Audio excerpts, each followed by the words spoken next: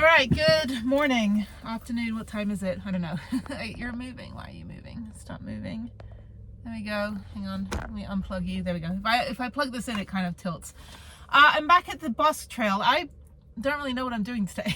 So I woke up at like 6 o'clock and just laid in bed till 9, just like texting and watching YouTube shorts and going down the rabbit hole of whatever the algorithm is telling me I need to know. I need to get my roots done. Oh my god, my hair is horrible. But I'm always in a helmet or a hat or something. Like, it's not like I'm going on all these, like dates or obviously not. I'm very antisocial, so I've just been hibernating for the last couple months. No, I miss Jeff a lot. I had a hard time this morning too. I started going through a lot of his old videos and voice recordings and all that, and I can't just pick up the phone. I want to call him, tell him about my day. I was his Jennie, and I didn't get to do that anymore. And there's no replacement. The fact that I have to kind of start over and find a new soulmate. Like, how do you do that when you're almost 47? It's just 8 billion people on the earth. There is no one else like him. Nobody. So it is a pretty high bar to try to reach. But I miss him a lot, and never took him for granted. A lot of people, when they lose somebody, they go, I wish I called more. We had it good. We had it good. Even when we did life with other people, we never interfered in that, but we still remained best of friends and talking and all that stuff. Am I? Okay, I just don't know if I'm focused. And who knows? Hang on, let me clean my screen. I don't know if that's any better. Anyway, I did the walk of shame in my little shopping bag with my toilet. Dumped out my pee bucket, so I did that. Oh, that's it. I gotta do, where's my Purell? So anyway, I need that back. So, hang on. Oh, okay.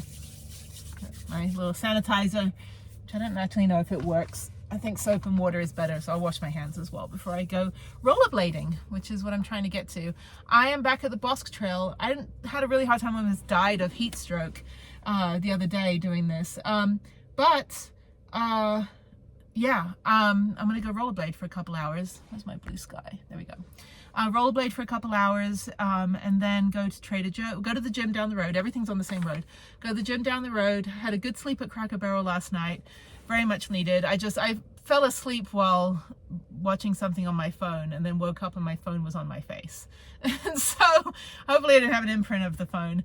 But I'm gonna go move the van back over in the sun over there, and then I'm gonna go rollerblade. I really don't want to. I was actually gonna go do the Sandia Peak today, but that's kind of like an all-day thing, so I'll do that tomorrow. Getting good sun, so I gotta charge everything up, and then after I'm done with the gym, I'll go to Trader Joe's, go stock up on provisions. I'm gonna go to Walmart, get more provisions, and then I think just go to Starbucks. So it's just gonna be an easy day today. I don't know if I'm gonna go back to Santa Fe right now.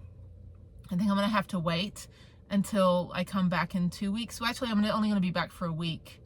I don't know. I've got to be in Houston till next weekend, like beginning of October through October 8th, and then I can come back. So, or I may just end up staying in Houston for that 2 weeks. I see my daughter every 2 weeks right now until we can get that changed. So working on that, but October 7th, I have another thing that I have to be in person for in Houston. And then I was thinking I'd just drive back. But anyway, so I need to get an oil change on the van as well. So I can do that sometime this week. Yeah, so I'll just stay in Albuquerque. It's cooling down. It's low 50s at night and in the 70s during the day, which is great. Last week it was in the 90s. So now I'm getting into the beginning of October, where it's gonna be so nice out here. Albuquerque in October is gorgeous. I don't know if I'll go back to Santa Fe just because I need to know what's happening with the gym. But it's also, once I'm out there, I'm kind of boondocking and then I come back here. But the car is at the airport. I forgot to get my laundry out, and I forgot to get the Sirocco fan, which is my next project, is installing the Sirocco fan, which is 12 volts. So I need to see if I can do intricate wiring, which I probably can't because my hands are all still messed up. But I'm gonna go now. It's about 11 a.m. I think. I'm gonna go move the van elsewhere, over to the other side. She just moved, so that's good. So let me move the van, and then, where's my keys? The keys are in the ignition. So let me see if I can move forward. It's so nice over here. Everyone's so friendly. And yeah, and then I figured out how to lower my car insurance. So I got a quote on that. So I figured I'd do some little housekeeping. And then that's about it. So yeah, not a lot else going on really. Just being logistical. But I'm going to do the Sandia Peak hike. I will do that in the next couple days. Probably tomorrow or Friday, and that consists of me taking the tram up, which is really nice, and then hiking down from 10,000 feet. So I think I'll do that. I just need to park over here. There's another van right there. Just want to park over here where I'm out of the way and in the sun. Bushes. Oh, there's another one there. There's another space. I had a good parking space down there, but I was kind of taking up 1.5 spaces. So, because I'm so damn long, I can't imagine driving a Sprinter van. I mean, more props to you if you do, but I just don't know when you have a 175 wheelbase Sprinter and you have bikes on the back. I mean, it's like driving a 40-foot school bus. Like, to me, it's just like, that's a lot of real estate. I'm just gonna back into the bush here. I need to get back on my bike. If I do go back to Santa Fe, it will be because I'm able to go do La Tierra trails. It's very rocky. I don't think my wrist is there. Tomorrow, so tomorrow I'll do my thing in the morning, and then I have to go to the VA in Albuquerque and go get them to do an x-ray. I haven't even seen what the x-ray looks like. I never got to see it at the Bridger Orthopedic. So I'm gonna go back there to go get an x-ray, and then just make sure that everything's fine, because I don't really know how it's healing. I don't know even if it's healed. It's still very stiff, but that's because they pulled the tendons out of the way, and I haven't really moved it in almost 2 months. So now I'm trying to be without the doing all this here chicken dance. Trying to do all the movements, but I still can't, I can't do this with the wrist on this side, or maybe I can. I'm just afraid to. So I need to get it checked out. I'm a very visual person, so I need to see what it looks like before I decide how I'm going to screw everything up. So before I destroy everything, I want to make sure that I'm doing it right. So let me park a little bit less like a jerk. Anyway, and I tried to get volunteering for the balloon fiesta, but they're like, we have too many volunteers. I'm like, how do you ever have too many volunteers? Surely somebody's going to get sick. I do want to go to the Balloon Fiesta Museum while I'm in Albuquerque.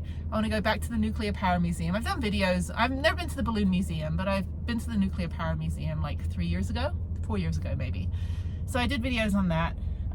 But I would like to go take the Sandia Peak tram up. I think it's like $15 one way, and then hike down. So, but yeah, I just wanted it to cool down a little bit, because the last 2 miles of the hike, it's just open desert, high desert, and then you're exposed.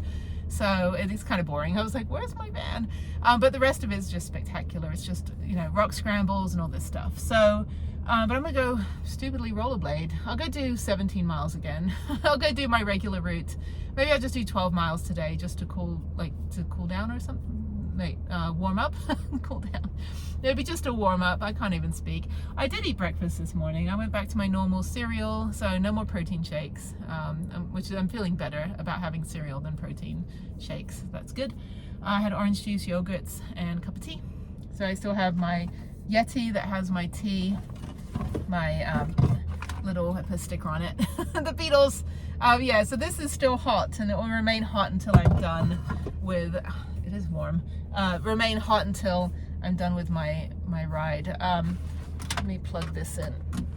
Oh, logistics. Okay. Somebody's calling me. Go away. Go away.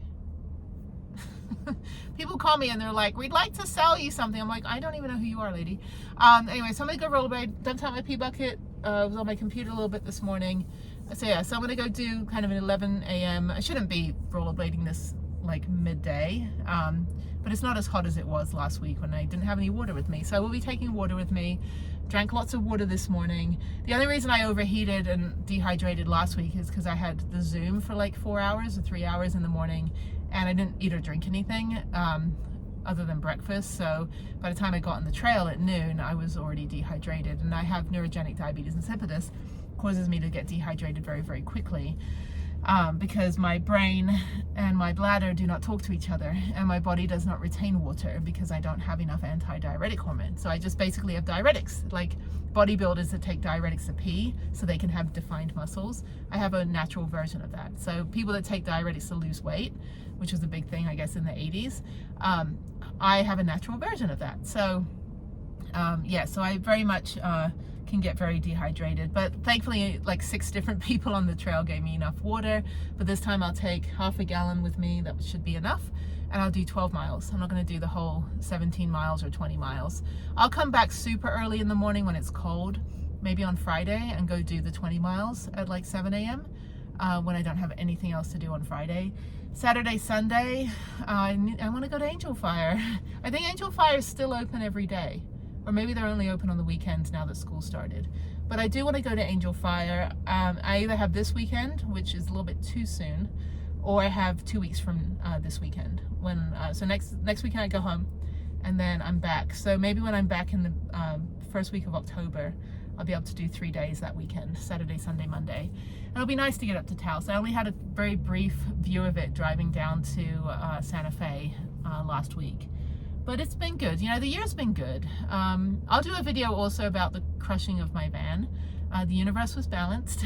The mechanic actually reimbursed me for the AC compressor and the labor, because it did cost me, you know, time and stress and worry and all of this stuff. And I said, look, I'll remove the bad review, but we just need to balance things. And so he's a good guy. He was an excellent mechanic on what he had to fix, but the accident itself, yeah, it was an accident. It's probably never happened to him before, but it did cause me $9,000 worth of damage. So obviously, legitimately, I can be upset about it.